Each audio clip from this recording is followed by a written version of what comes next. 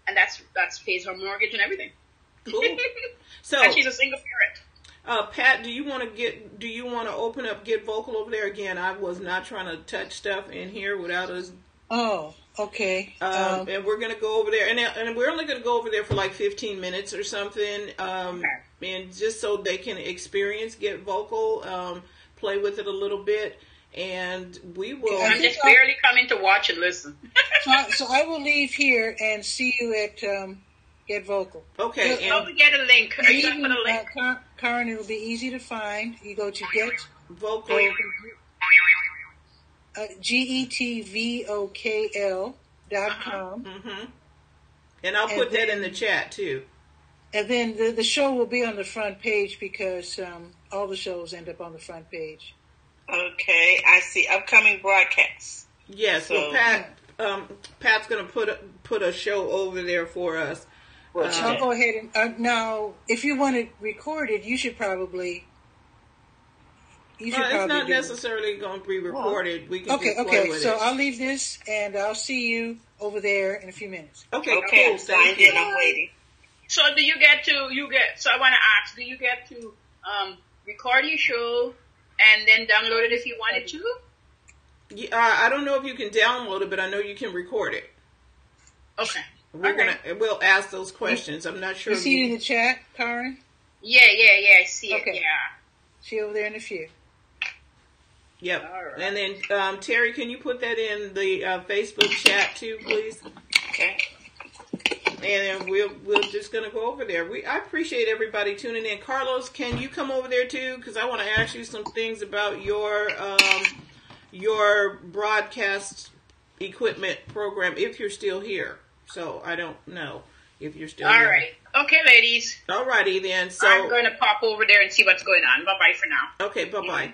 And everybody, thank you so much for tuning in and sticking around. And we made it through Facebook too.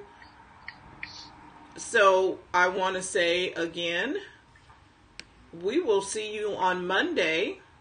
Got a great guest coming in to help us talk about a few things. So we will definitely be back on Monday. Do we have a workshop this weekend? Yes, we do. We're going to be doing Podcast Like a Pro. Great. All right. So I'm looking I'm getting over here so I can figure out how to stop Facebook. But we'll talk to you again real soon.